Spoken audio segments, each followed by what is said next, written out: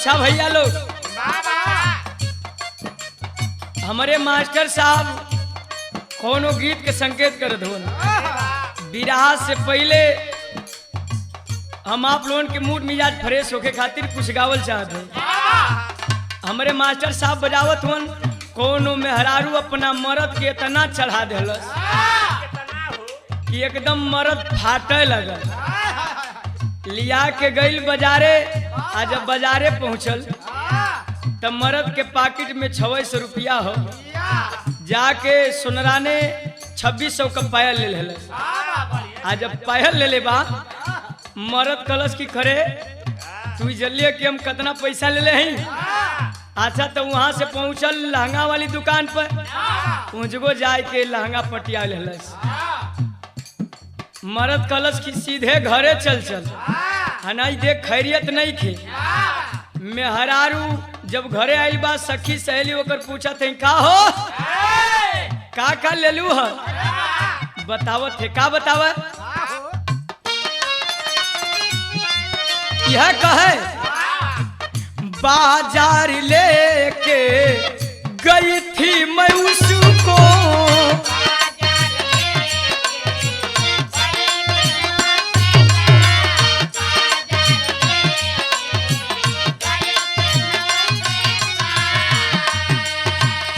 तोहफा दिलाया नहीं, तोहफा दिलाया नहीं, कहा चलो किसको।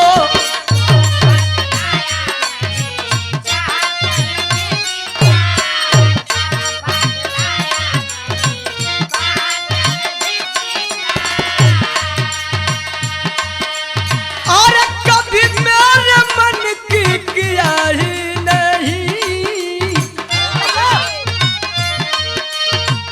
कभी मेरे मन की किया ही नहीं, लहंगा उठाया जब मैंने हो, लहंगा उठाया जब मैंने बेदर्दी ने लिया।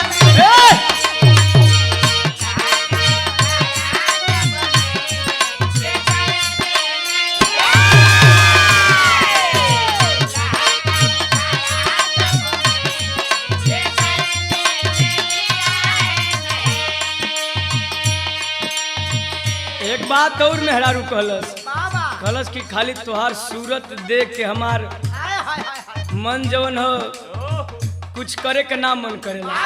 का कहे हाय रे बलम तुझे कैसे समझाऊं, तोहरी सूरतिया पे बली बली जाऊं।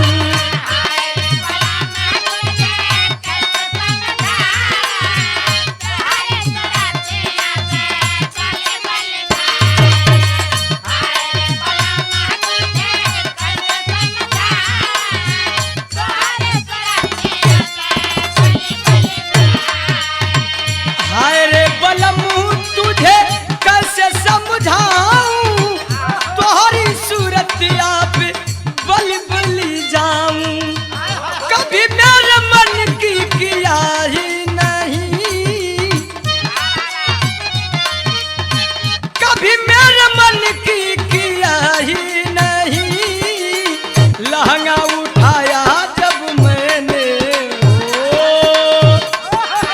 लहंगा उठाया जब मैंने बेदर्दी ने लिया ही नहीं।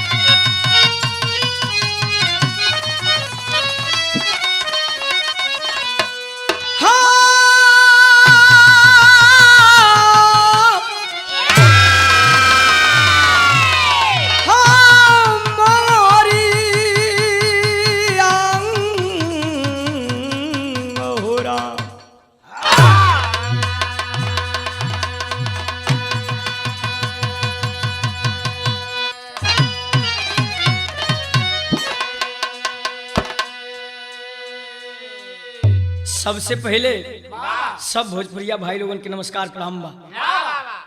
ये हमार कैसेट जवन जात बा बड़े भैया आप वीरेंद्र यादव की देख रेख में हम आप लोगन के बीच में भेजत बाड़ी। हमके आशा न पूर्ण विश्वास बा आप लोग सबके प्यार आशीर्वाद दुलार देला तो हम लोग जरूर देबा। विशेष आभार हमारे गुरुजी धर्मचंद्र रवि जी के माध्यम से आपके बीच में ये बुल्लू मस्ताना खड़ा है। ए बिरहा के शीर्षक हम रखले बारी पिता का फर्ज उर्फ नालायक पूत। आखिर बाप क्या होते हैं और बेटा क्या होते हैं। ये बिरहा में आप लोग अगर ध्यान से सुनबा तो हमके जरूर विश्वास बा कि आप लोग जरूर पसंद करबा। चार लाइन भूमिका के अंदर कवि जी भाव दिए कैसे मालिक।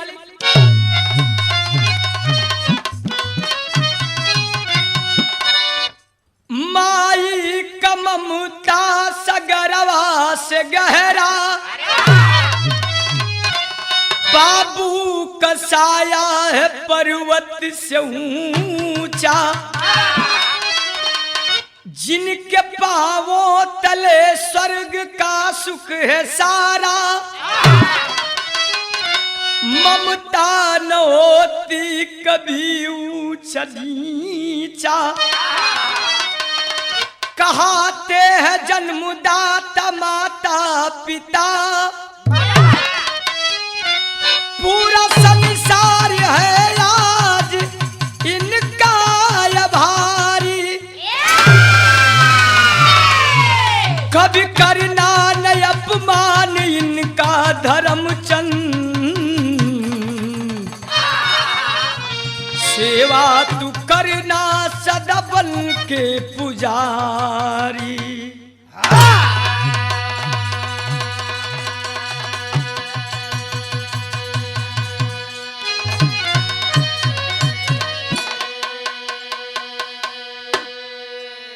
कभी करना न अपमान इनका धर्मचंद सेवा करना तू बन के पुजारी। कवि जी की कलम बताती है कि माई बाबू से बढ़ के संसार में क्यों है ये ना हो। बारे संसार के लोग अब बारे ए दुनिया के बेटा और बेटी। एक लाइन यहाँ गजल का नमूना है मास्टर साहब कैसे मुन्ना आवा।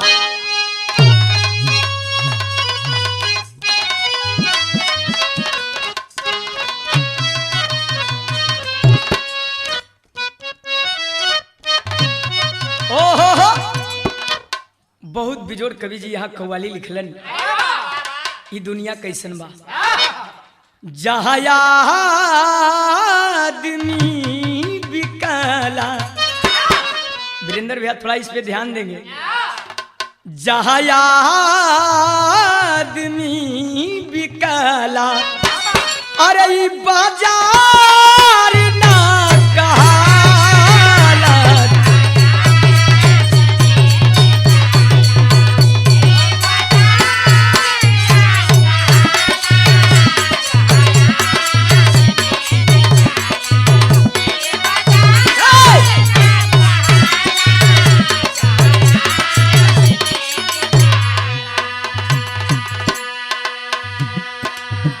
लेकिन बिरहा में कवि जी भाव दिए ए दुनिया के इसने जवना देश के जवना हिंदुस्तान के विश्व गुरु का उपाधि दिहल गई। आज हिंदुस्तान की स्थिति का हो कैसे मालिक। ए दुनिया है कैसी यारों ए दुनिया है कैसी यारों कैसे है यहाँ के वासी।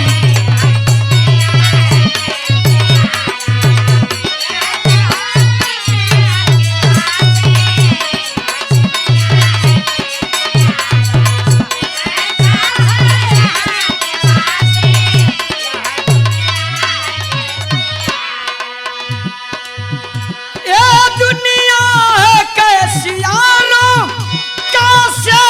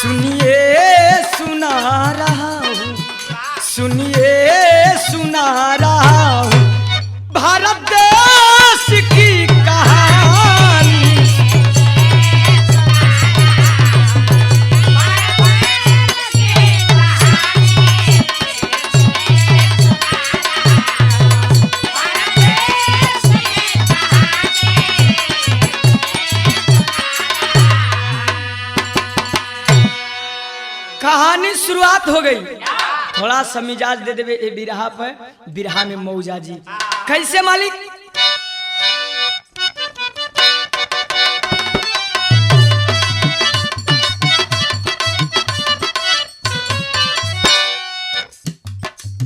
कहा नाम बा का गरीब मन्नी राम थे बरेली खास सही, गरीब मन्नी राम थे बरेली खास सही, रहते थे डूगरपुर में बिना औलाद वही।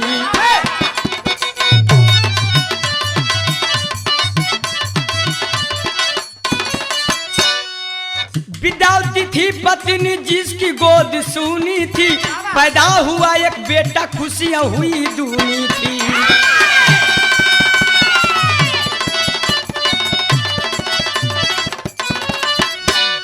कहानी कहां से शुरुआत भई। जिला बरेली, बरेली जिला में एक डूगरपुर गांव बतावल गई। वही गांव का रहे वाला एक गरीब परिवार, जो ने परिवार के सदस्य का नाम मन्नी राम बताया गया। मन्नी राम के दुल्हन का नाम विद्यावती। धीरे धीरे मन्नी राम के शादी कैले 8-10 साल गुजर गई। मालिक गोद में एक बेटा न बेटी दिलन। मन मलिल भा, मन मलिल बा ये बाबू, दुनिया के लोग ताना दे, लेकिन बारे मालिक कहल जाला कि तोरहू किताब में गजब लिखल होला। ए बाबू गौर करेंगे, कुछ दिन के बाद एक बेटा का पैदाइशी हुआ। वो बेटवा का माई नाम का रखली, प्यार से बेटे का नाम अमृत लाल रखती है, प्यार से बेटे का नाम अमृत लाल रखती है, पढ़ाई करेगा बेटा पति से वो कहती है।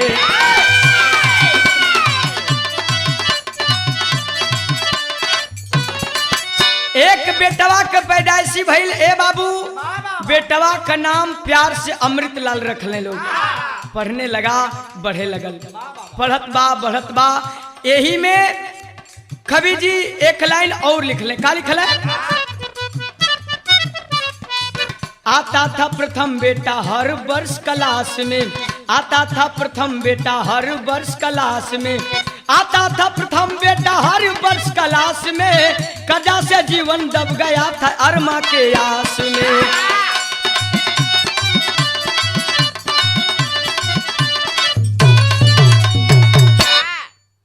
अमृतलाल का प्राइमरी स्कूल में नाम लिखा दलन। अमृतलाल पढ़े लगल। बेटवा के खुशी देख करके माई के दिल गदगद बा, बाबू का दिल गदगद बा। गौर करेंगे बाबू, आखिरकार माई बाबू अपने बेटा के प्रति सपना का सजावत हो। बिरहा में एक लाइन बड़ा रंगीन तर्ज लगल। कैसे मुन्ना?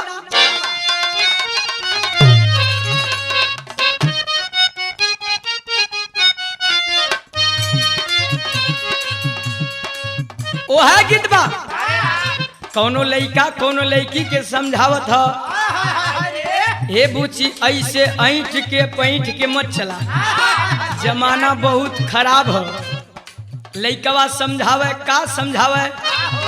अरे चल लूटा हरिया नदी बीच नैया, हिलोर मार, हाँ हिलोर मार, करिया ये रानी।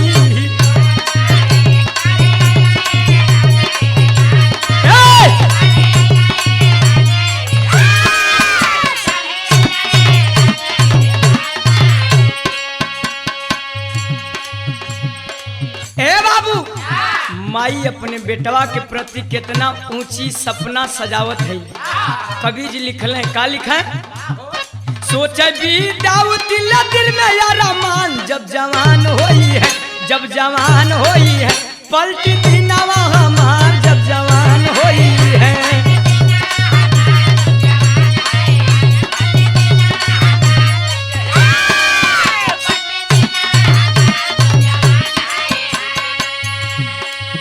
अरे धीरे धीरे बढ़े बढ़े लगल सुगनवा,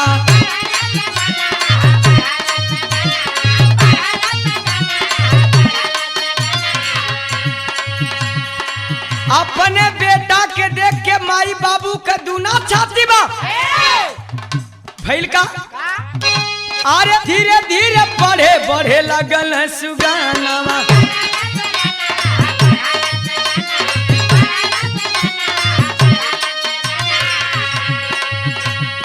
बाबू मनी राम के खुशी में झूमे मानावा।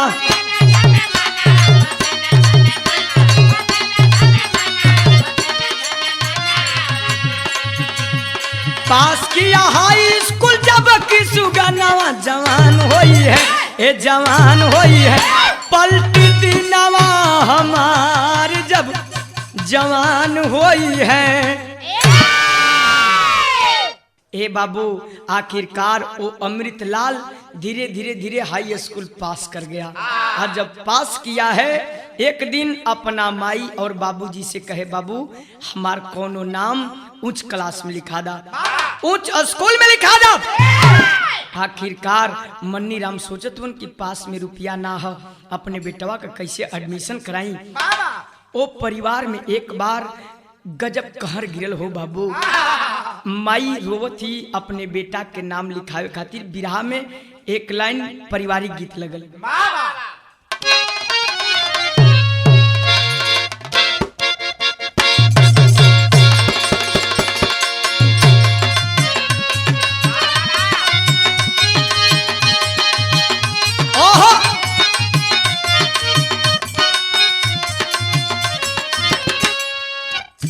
ओ है गीत हो माई बहिन नवरात्र के महीना में गीत के गावेली। निमिया के डरिया मैया मोरी नावेली झूलुआ हो की झूली, हो की झूली झूल तो माई मोरी गावेली गीतिया हो की झूली झूली ना।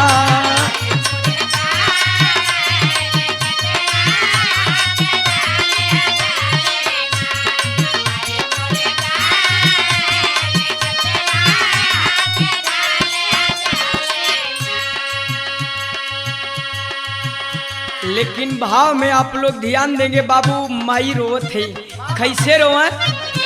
रोवे मन्नी राम कैसे होई, अरे बेटा के एडमिशनवा माई बहू रहिया भई, अरे माई बहू रही तो कर जाली हली जाके रुपैया माई बहू रहिया भई।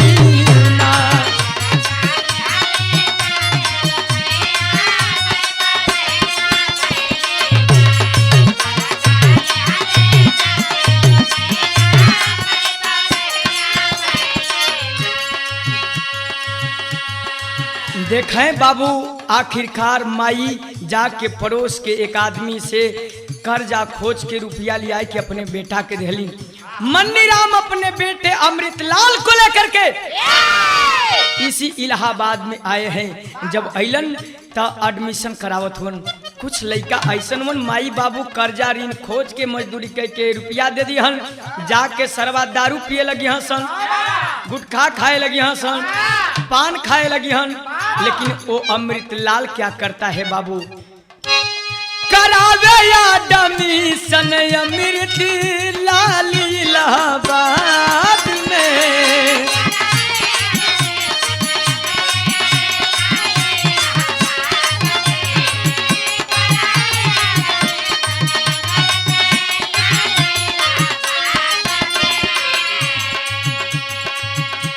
अमृतलाल इलाहाबाद में एडमिशन करा लिया और माई बाबू के कर्जा खोजले का एगो काम करे, का करे? करे ले पढ़ाई माई बाबूजी के याद में।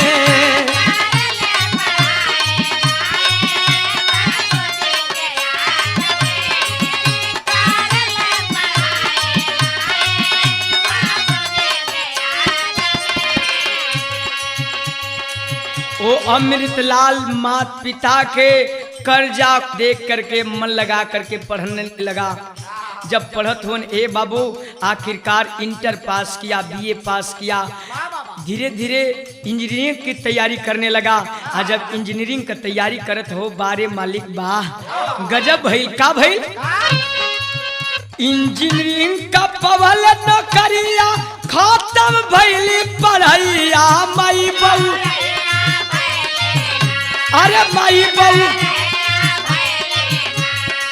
शादी भैली अइली दुलहिया मई बौरहिया भैली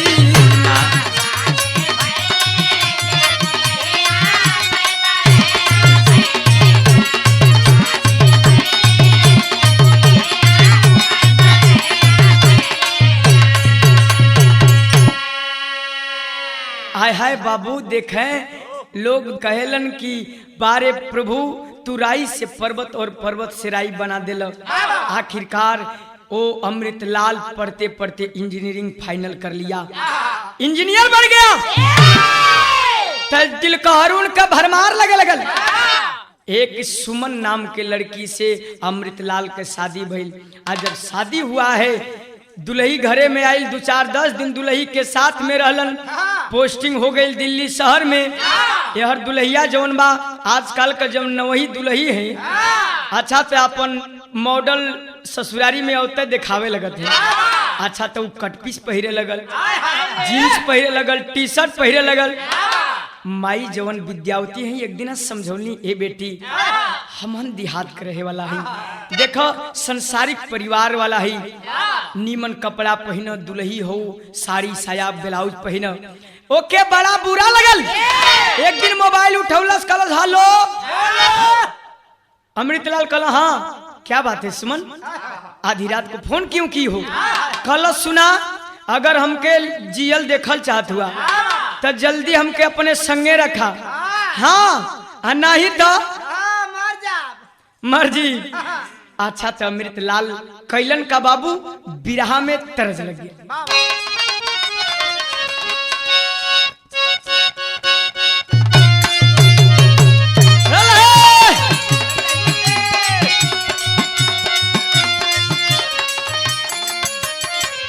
वह गीत कोनो सास पतोह में लफड़ा पड़ गई।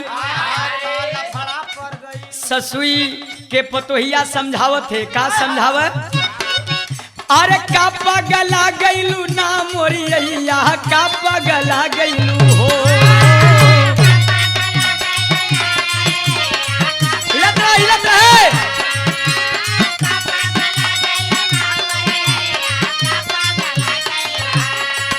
अरे का पगला गईलू ना मोरिया, का पगला गईलू हो कि हम तो खुद रहिला बौरहिया, हम तो खुद रहिला बौरहिया, अय्या का पगला गईलू हो।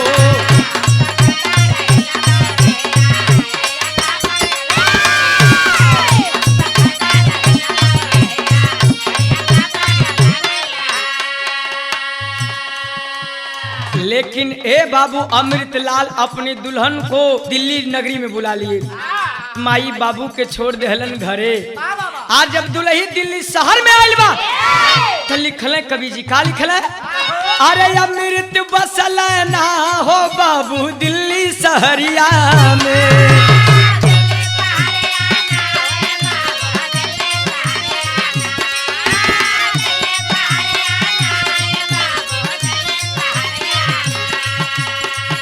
अरे अमृत बसल नाये बाबू दिल्ली शहरिया में। माई बाबू दिनवा बितावे रोई रोई, माई बाबू दिनवा बितावे रोई रोई, देखा अपने झोपड़िया में।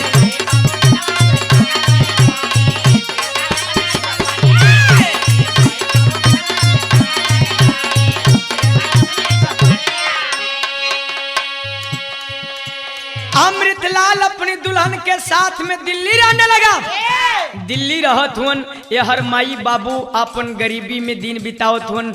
माई बाबू के ना तो रुपया भेजे ना पैसा भेजे। अब बारे बेटा बारे बेटा आखिरकार माई बाबू के कलेजा कल्पत है, हमार बचवा हमन के भुलात हुन का। एक दिन ओ परिवार में एगो खुशी आई। का आई? कुछ दिन बाद पैदा भइले ललाना।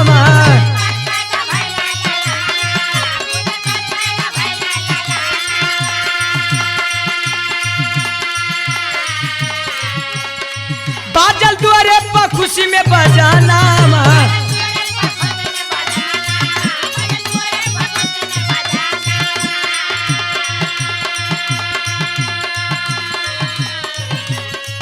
अरे दिल्ली बोलावल ना हो अमृत दिल्ली बोल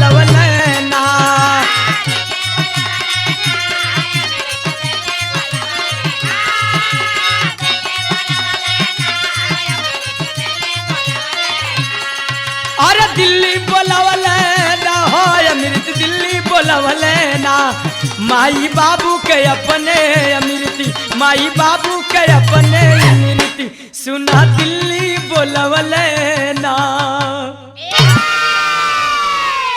आखिरकार वो परिवार में एक खुशी आई बाबू। अमृतलाल के शरीर से और सुमन के शरीर से एक बेटा पैदा हुआ। वो बेटवा के खुशी में माई बाबू के फोन किलन, बाबू जल्दी आजा, तुहार बेटा के एक बेटा भइल बा, तुहारा नाती भइल बा। ए बाबू आखिरकार मन्नी राम अपना बुढ़िया के लेकर के दिल्ली पहुंचलन। वहां पहुंचला के बाद बेटवा के खुशी में अमृतलाल इंजीनियर साहब बर्थडे पार्टी रखले हुन। आप बर्थडे पार्टी में होत का हो, बिरहा में विदेशिया से भाव लगल। आवा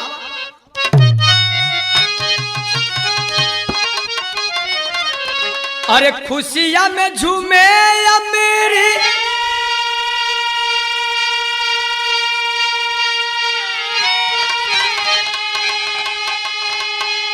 अरे लाल तब दुआरा पे, अरे जब भी आवे दुआरे जाला कई के भोजाना।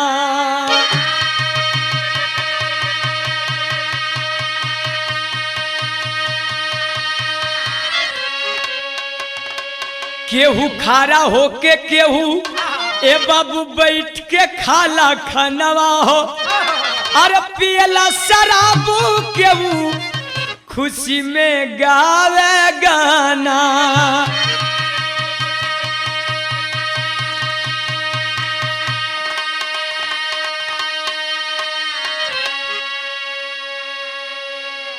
ए बाबू खुशी में बेटा के बर्थडे पार्टी रखले हुन, तमाम लोगन के आमंत्रित कैले हुन। DM, SP, collector, doctor, engineer तमाम लोग आए हैं। बफा सिस्टम चलत हो मम्मा, बफा सिस्टम चलत बा। ओमा केहू शराब पियता, केहू खड़ा होके खाता, केहू बैठ के खाता, जेके जैसे ही व्यवस्था हो। ओहर मोजरा के नाच होत हो, वही में एगो गजब हो गई हो बाबू, गजब हो गई। इतने में गजब भइल, कहल गइल का, अरे पियता शराबा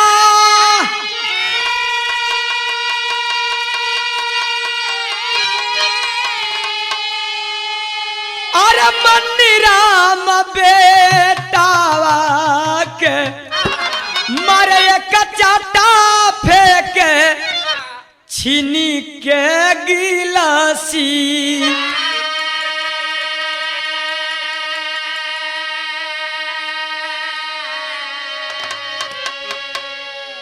इस जगह तो गजब हो गई हो बाबू। अपने दोस्तों के साथ में वो अमृतलाल इंजीनियर दारू पी रहा है। बाप मन्नी राम जब देखा सोच गया, बारे बेटा बाप, हमारे सामने हमारा बेटा शराब पी रहा है, बर्दाश्त ना भइल हो बाबू, बुढ़ाई का पानी बर्दाश्त ना भइल। दौड़ करके मन्नी राम एक थप्पड़ मार करके और अपने बच्चे के हाथ से गिलास खींच के फेंक दिलन। यह तो गजब हो गई हो पंचों। एकाएक पूरे महफिल में सन्नाटा छा गया। मन्नी राम को अमृतलाल ने झट से पांव से बूट निकाला और लगा मारने। इतना मार मारा, इतना बूट मारा, इतना बूट मारा, मन्नी राम बेहोश होकर के धरती पे गिर गया। माई बुढ़िया विद्यावती देवी दौड़ के रोकत है, ए बेटा ये का करत रे बाबू, अरे तू अपना बाबूजी के जूता मारत हम ना। लेकिन वो अमृतलाल रुक नहीं रहा है साथियों। लोगों ने सवाल किया, साहब ये कौन बुढ़ा है जो आकर के सारा मजाक किरकिरा कर दिया। बारे बेटा बा, अमृतलाल का साहब आप लोग नहीं जानते, ये बुढ़ा जो है मेरे घर का नौकर है और ये जो बुढ़िया है मेरे घर की नौकरानी है। एक बार माई बाबू का कलेजा कलप गल बाबू, माई बाबू का कलेजा फाट गल। माई बाबू बोलत ना हो, लेकिन अरे बोले नहीं माई बा,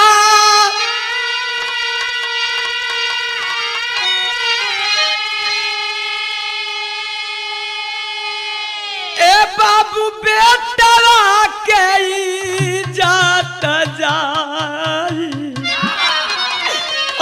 कुछ दिन बाद लौट अपने बावाना।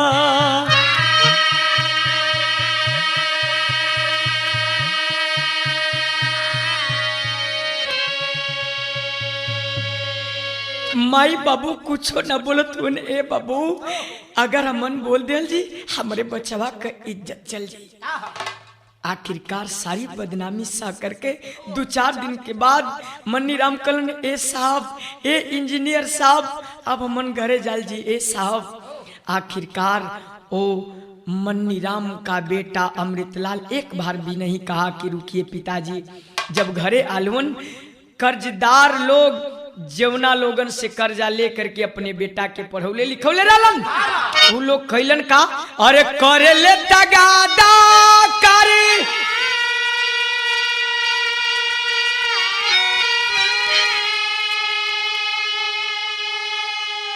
ए बाबू कर्जा हारू आया मादा हो के अरे फोन पर बतावला मल्ली राम तब खबरी।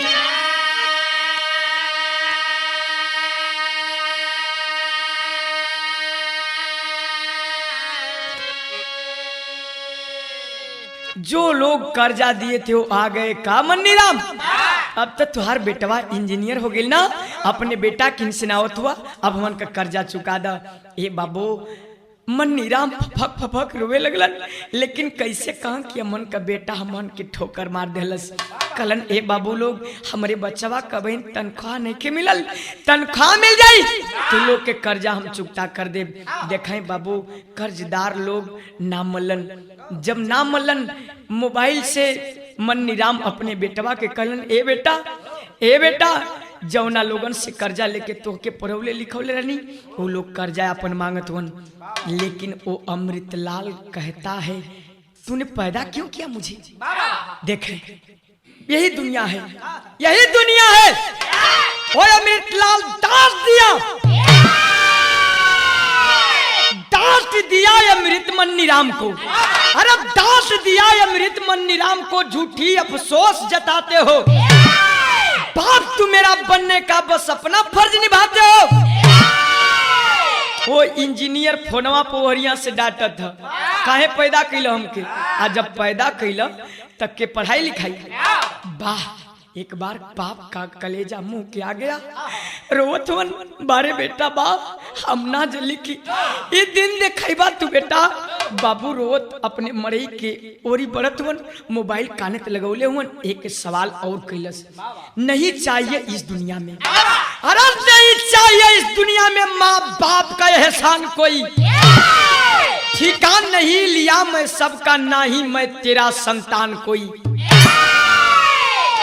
वो फोनवा पोहरिया से कहता कि आज के बाद ना तो तू हमार बाप ना हम तुहार बेटा।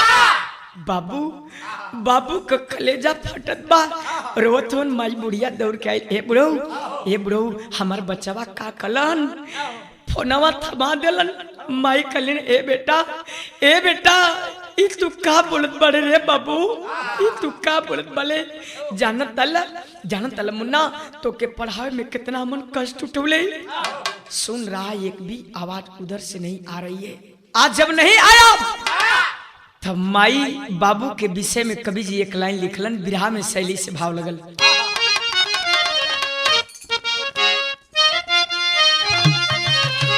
अरे चुकाया जिसका कर्जा ना कोई हो अरे चुकाया जिसका कर्जा हो चुकाया जिसका कर्जा ना कोई जग में सबसे ऊंचा माई बाप का दर्जा यार हो दर्जा चुकाया जिसका कर्जा ना कोई जग में सबसे ऊंचा माई बाप का दर्जा चुकाया जिसका कर्जा ना कोई। मन्नी राम रोतन माई रोतन माई अपने बेटवा से एगो बात कहे बिरहा में भाव बदल गई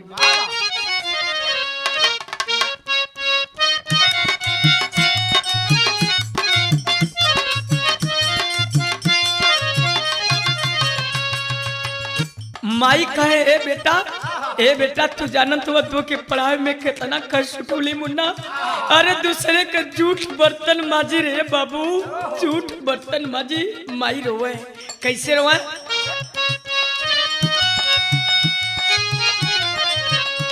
तोह के खियाई अपने कैली उपवास हो कि बेटवा हम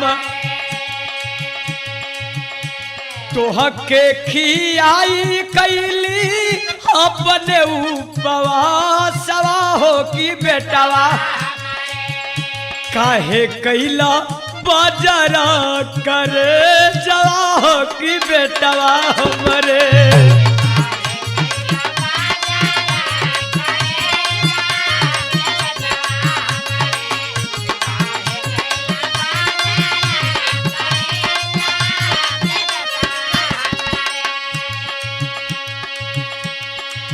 माई कहे कि ये बाबू अरे तू ही तो हमारे यहाँ के तारा बड़े रे मुन्ना, ऐसा बात कहे बोलत बोला बाबू, ऐसा बात मत बोला मुन्ना।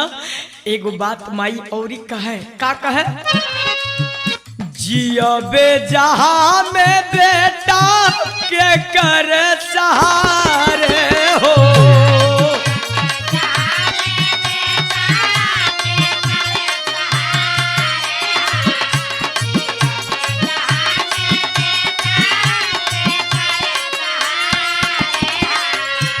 माई तो हर दम बेटा रैया निहारे हो।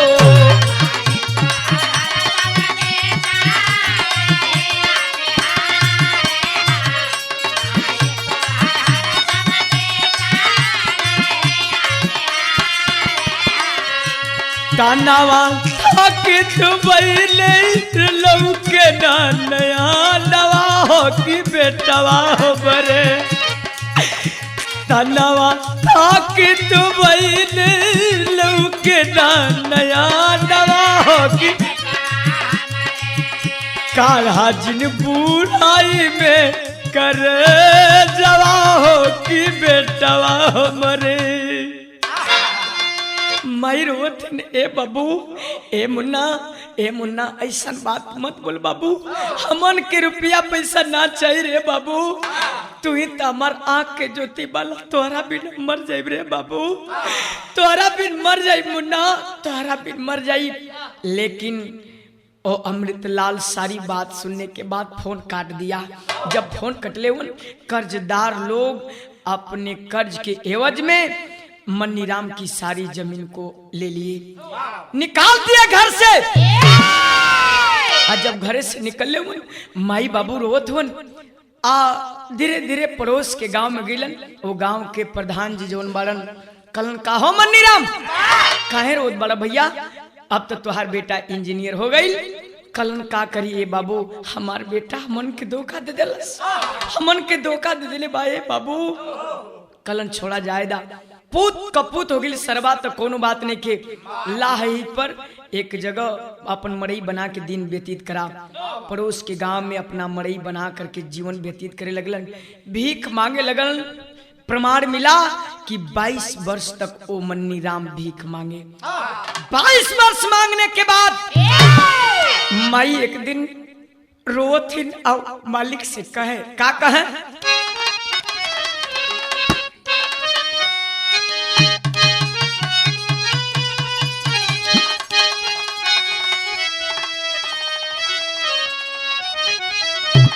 अखिलेश देखा ही संतऊ गीत था।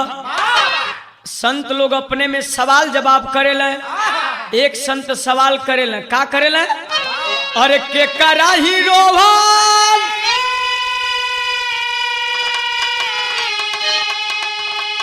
अरे गंगा जी बारी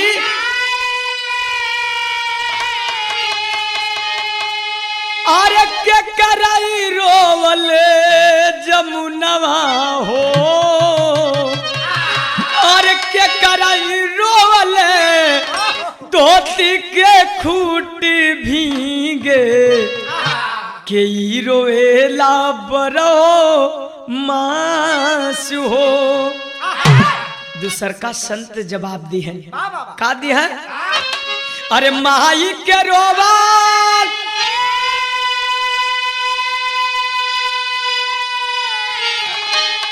अरे गंगा जी बाड़ी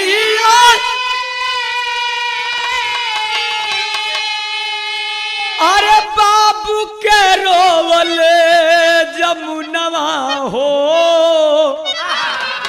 अरे भैया के रोवले धोती के खूट भींगे बहिनी रोएली बरो मास हो। लेकिन ए बाबू बिरहवा में कवि जी भाव लिखलन माई रोवत थे का रोवे अरे किस्मत पे अपन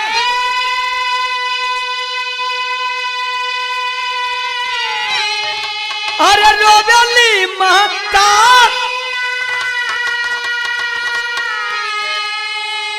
और माई बाबू का पेटवा पहाड़ हो अरे टूटई झोपड़िया बा फटई लुगरिया भूखिया के भीखिए जो गार हो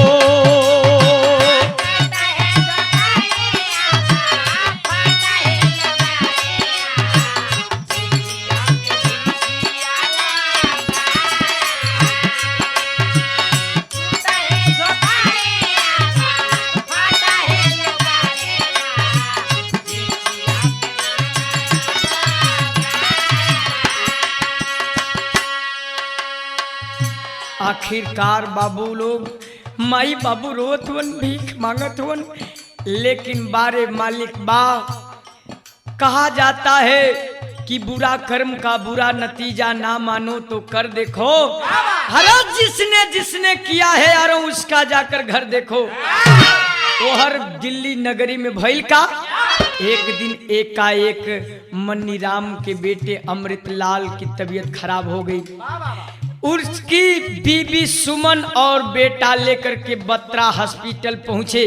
जब बत्रा हॉस्पिटल में पहुंचलन डॉक्टर साहब चेकअप करने के बाद बताए अमृतलाल तू बहुत ज्यादा शराब पीते हो ना, तुम्हारी शराब पीने से हालत क्या है डॉक्टर साहब बतावे। क्या बतावे? अमृतलाल कत्ताबी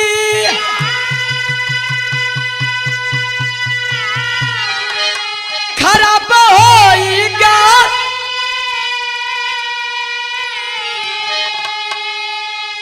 अरे ऊपर देखल कराता रो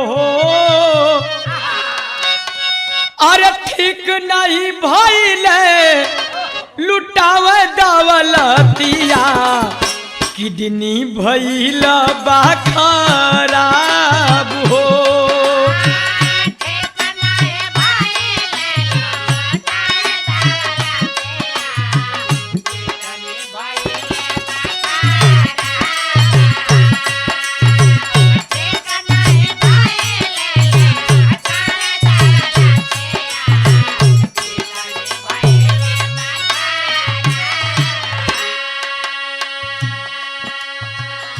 बाबू लोग ए भैया अमृतलाल को चेकअप करने के बाद डॉक्टर बताया अरे अमृतलाल तुम्हारी एक किडनी शराब पीने से खराब हो चुकी है और दूसरे किडनी में दाग लग चुका है। अगर तुम जीना चाहते हो तो तुम्हारे शरीर में दूसरी किडनी लगाई जाएगी तब तुम बच सकते हो। अमृतलाल बेड पे पड़ा है इमरजेंसी वार्ड में। आज जब पड़ा है वही बेडवा पे सोचत बा रोवत बा।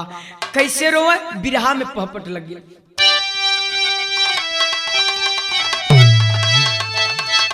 अरे हम मर जाइब विधवा वही जननवा दिल्ली नगरी में तरह हम मर जाइब विधवा वही जननवा दिल्ली नगरी में अरे टुअरा बन के घूमिया मोर सुगनवा दिल्ली नगरी में।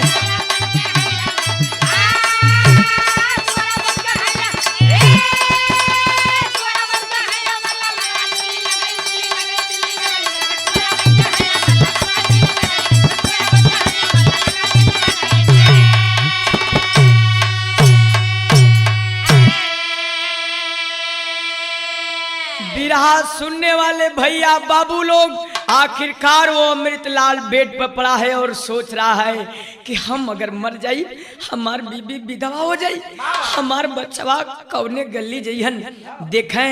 लेकिन इधर घर पे क्या होता है, मन्नी राम की जो बुढ़िया है रोत रोत अपने बेटा के याद में आंख का रोशनी चल गई बा। माई कल्पत कल्पत अपने बचवा के याद में आप पर रोशनी गंवा चुकल बाड़ी। यार मन्नी राम कलन के ए बुढ़िया देख तोरे आंख का रोशनी चल गई, यहाँ के भीख मंगला से तुर आंख ना बन पाई। एगो काम कर कि तू यहाँ भीख मांग, हम जाता नहीं दिल्ली शहर में भीख मांगब, वहाँ बड़ा शहर बा, लोग ज्यादा बालन, रुपया पैसा दिहन, तोर आंख का रोशनी आज ही फिर। हाई देखें हमारे डबड़िया के धरती से कैमूर जिला के उभरते नया कलाकार हमारे विज्ञान कवि के परम शिष्य परवाना राम दहीन यादव भाई की ओर से एक सुंदर सफा 501 रुपया पुरस्कार मालिक करें। कलाकारी में 4 चांद लगे और अखाड़ा का नाम रोशन करा। लेकिन ए बाबू मन्नी राम समझावत हूँ बुढ़िया के समझा के कैलन का, औरत को घर छोड़ मन्नी राम ले दिल्ली अइले इच्छा हो, गली गली द्वारे द्वारे घूम के मांगे भी चाहो, अरे कोई दे दे गरीब के भोजनवा दिल्ली नगरी में, दूध पूत से भर जाई आंगनवा दिल्ली नगरी में। बाबू मन्नी राम भीख मांगत वही दिल्ली नगरी में आके हो पंचों भीख मांगत मांगत मांगत मांगत एक दिन अवधपुरी चौराहे पे पहुंचलन। तो बिरहा में कवि जी आल्हा लिखल है,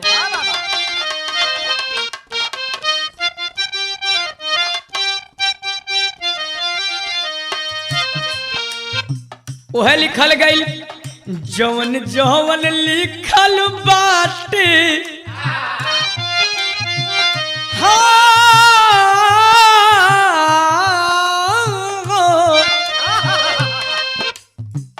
जवन जवन लिखल बाटे जकरे करम में बाबू होई हो नारी के तनु करबाओ पा।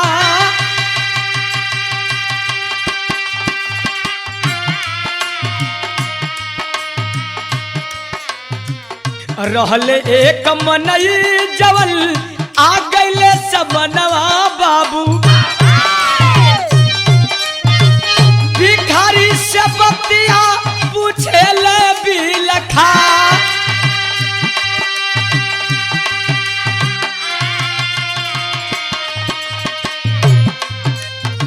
ए बाबू आखिरकार वही अवधपुरी चौराहे पर मन्नी राम भीख मांगते हुए पहुंच गए। एक नौजवान 14-15 साल का आकर के वो भिखारी से सवाल कर दिलस, दादा ए दादा काहे भीख मांगत हुआ दादा?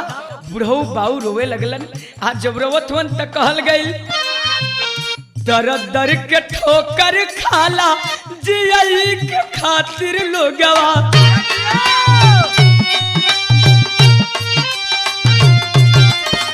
खुशी खुशी दिहलन 10 रुपया निशा,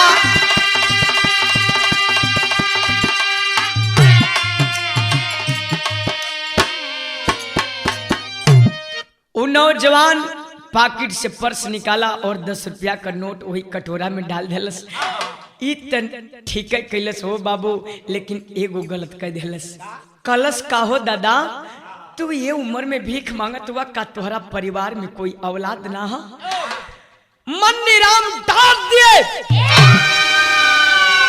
हे बेटा तू 10 रुपया देहला, लेकिन का हमार बयान जानल चाहत हुआ?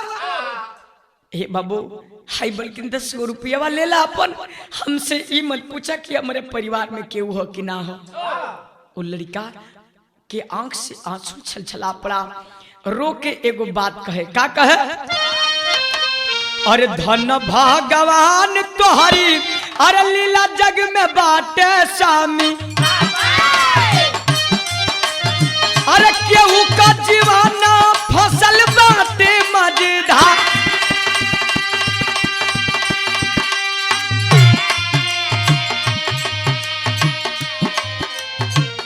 दर दर के ठोकर खाला जियही के खातिर लोगवा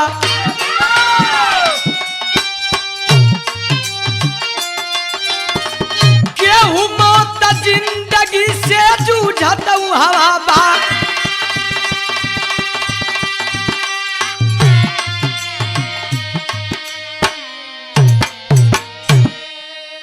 ओ नौजवान कलश बारे मालिक बा केहू के पास अगर पैसा ना हो तो पैसा के अभाव में मरत हो। अगर केहू के पास पैसा हो अगर वो जियल चाहत हो तो वो ना जी पावत हो। वाह तोहरो लेखनी गजब हो बुढ़ऊ बाबू मन्नी राम जवन कलम बाबू तोर कहे का मतलब का है साफ साफ बताओ। उ लइकवा बतावे सदराला से भाव लगल।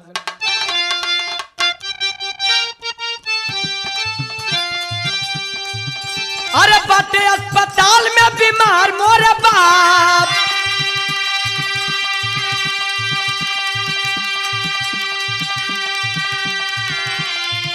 अरे बाटे अस्पताल में बीमार मोरे बाप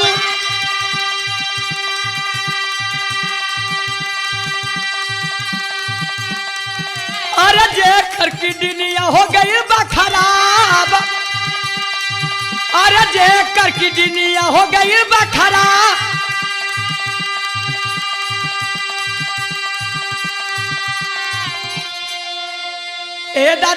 हे दादा तू जानल चाहत हो ना हम काहे पूछत है। हाँ बाबू बताओ का बात बा काहे तू पूछत बाला। कहे ए दादा हमार पापा बड़ा रुपया वाला हुन बड़ी रुपया हमारा पापा के पास बा ए दादा उ जियल चाहत हो लेकिन ना जी पावत हुन। काहे बेटा ए दादा हमारे पापा के ना एगो किडनिया खराब हो गई बा दूसर के किडनिया में दाग लगल बा ए दादा हमार पापा बहुत सुगर सागर नौजवान बड़न अब मरे लायक नहीं खने ए दादा मरे लायक नहीं खन। ए दादा एगो काम करबा कल। हाँ बेटा बोल हमरा लायक कौन काम बा कलस। ए दादा एगो काम करबा तो सुना का कहे। अरे बेची दा किडनिया तुले लदावा लती अरे बेची दा किडनिया तुले लदा अरे जिंदगी भर का दुखावा हो जाई वरा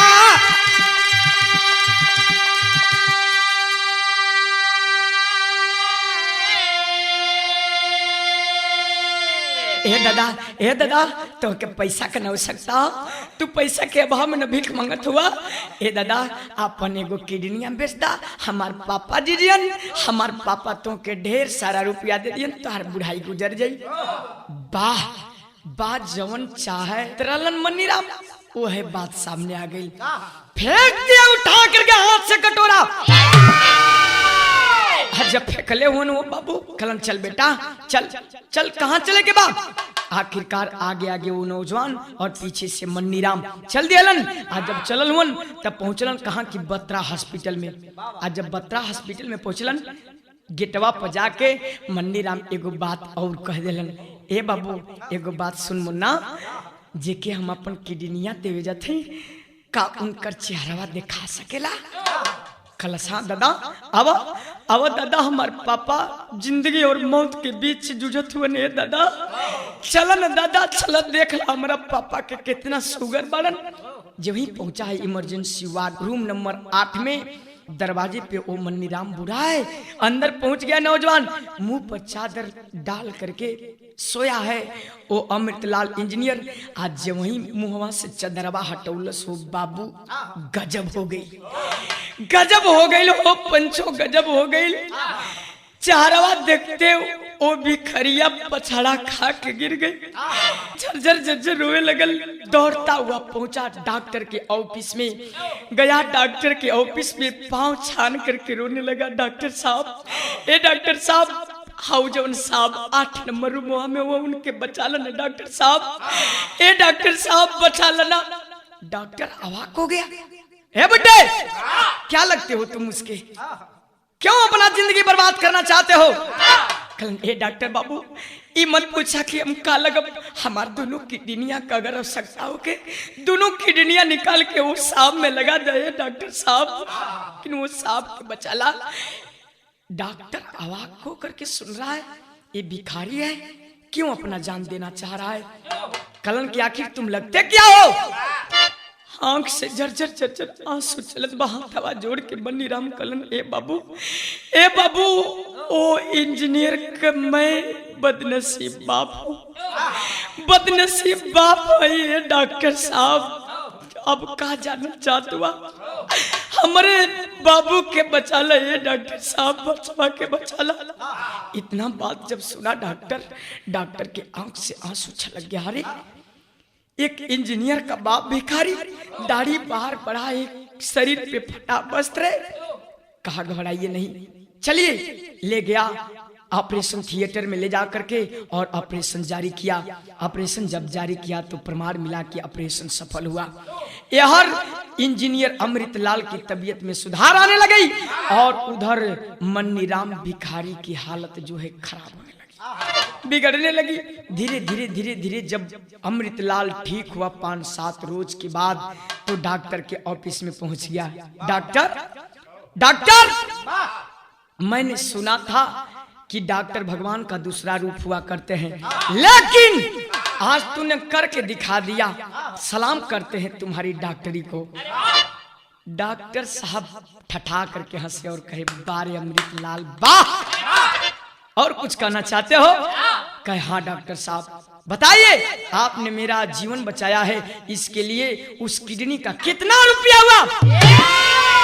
1 लाख हुआ, 2 लाख हुआ, 4 लाख हुआ कि 5-10 लाख रुपया हुआ? बताइए, मैं देने के लिए तैयार हूँ।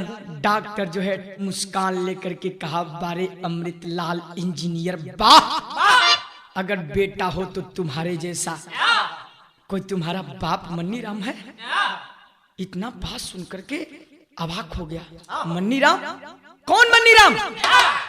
डॉक्टर बोला, वही मन्नीराम जिसका तू बेटा है, जो भीख मांग मांग करके कर्जा ले करके तुमको पढ़ाया लिखाया था।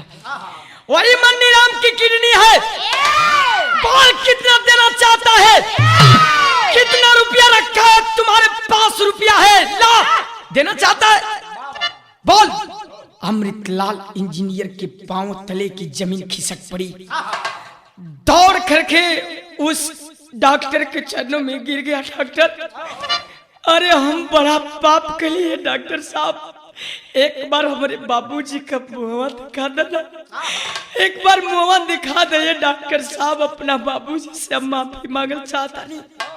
डॉक्टर डांट कर बोला, निकल जाओ हमारे ऑफिस से, तुम्हारा बाप तुमसे मुलाकात करने के लिए मना किया है। रोए लगल, ना डॉक्टर ना, हमके इतना बड़ा सजा मंदा, हम कितना बड़ा पापी हैं, हम खुद जानते हैं। अब हमके कम से कम हमारा बाबूजी से मिला दो डॉक्टर साहब, हमारा बाबूजी से मिला दा। आखिरकार लेकर के डॉक्टर गया इमरजेंसी वार्ड में। जब इमरजेंसी वार्ड में पहुंचा तो बेड पर लेटा है वो मन्नीराम और मुंह पे चादर है।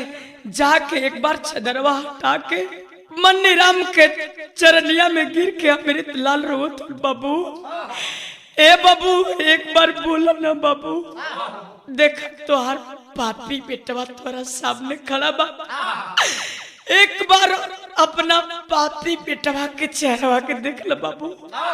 हम माफी मांगल चाहते, हमके माफी दे दा बाबू। मन्नीराम उठना चाहता है लेकिन नहीं उठ पाया। कलन की बेटा, अरे तू मत रो रे मुन्ना, तेरी आंख में आंसू नहीं के देखल चाहत। अमृतलाल कहे कि बाबू हमके माफ कर दे बाबू, हम बड़ा पाप कहीं। लेकिन मन्नीराम एगो बात कहे, बिरहा में आखिरी भाव लगल, खड़ी से बताओ लगे।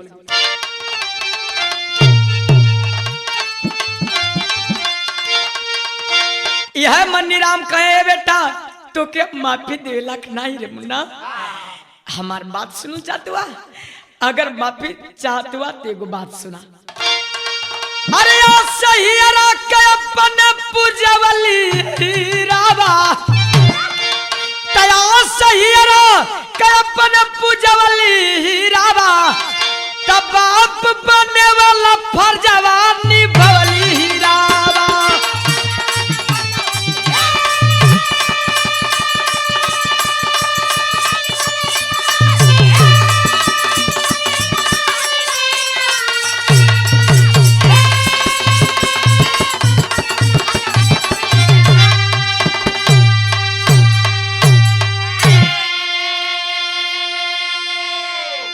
ए मुन्ना अगर माफी मांगल चाहत हुए तो तोर माई जानत हुए, तोर माई तोर याद में आनर हो गई रे अमृत, आनर हो गई। कहे का कहे? अरे माई तोहर याद में बीमारवा, बहू बेटा साथे कैला यहाँ नातिम दीदारवा।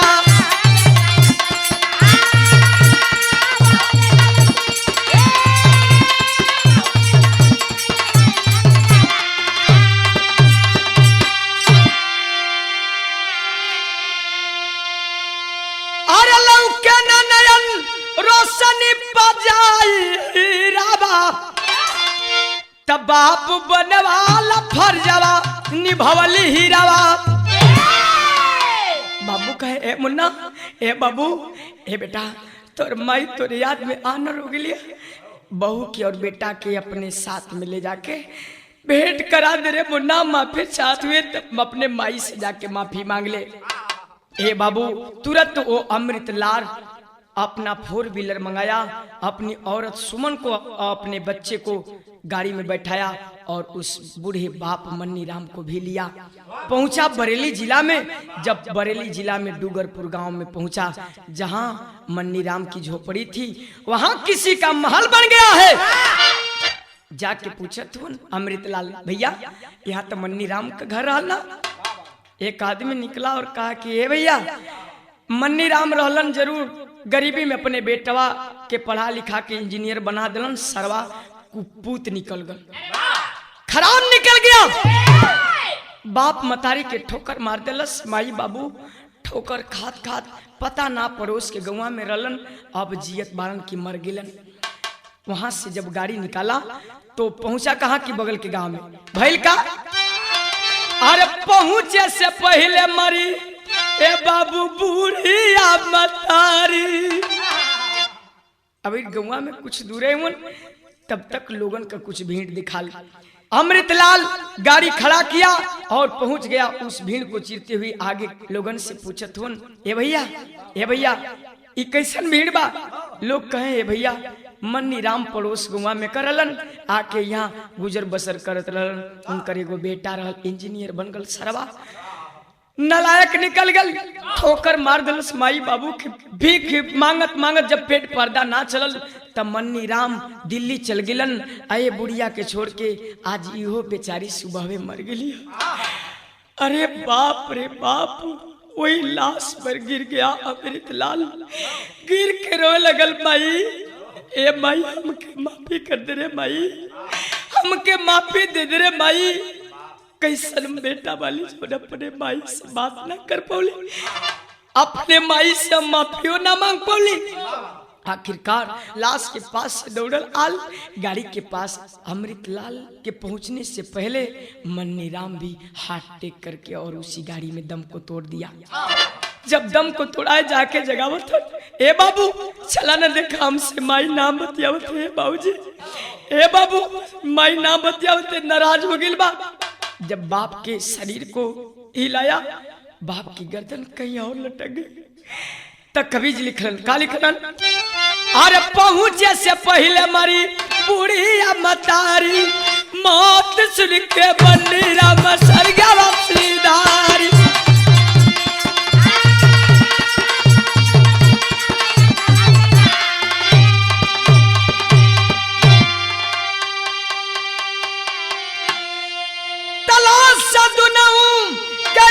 साथ जरावल राबा, तब बाप बने वाला फर्जवा निभावली ही।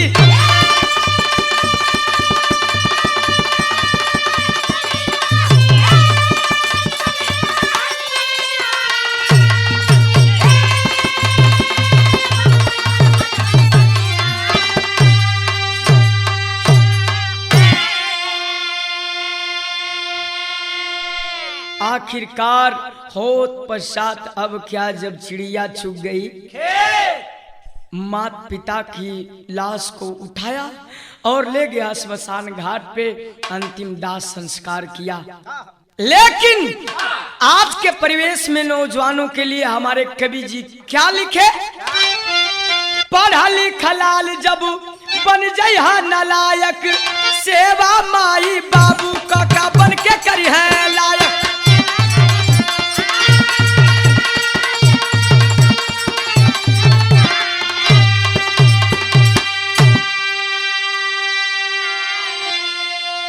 तरम मारी ताना जमाना सही है हीरावा, तब बाप बने वाला फर्जवा निभवली।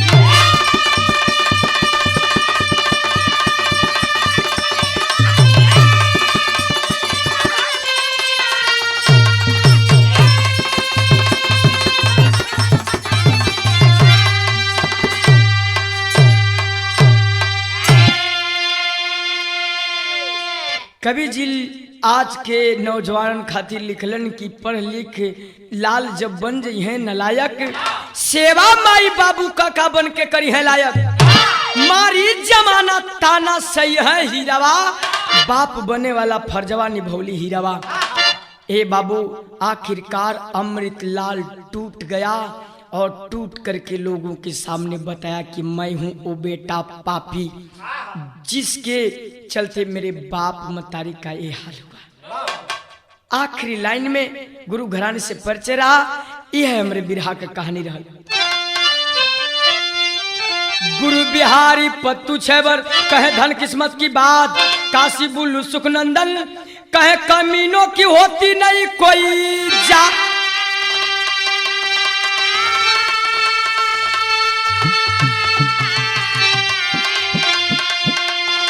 चुकाया जिसका कर्ज कोई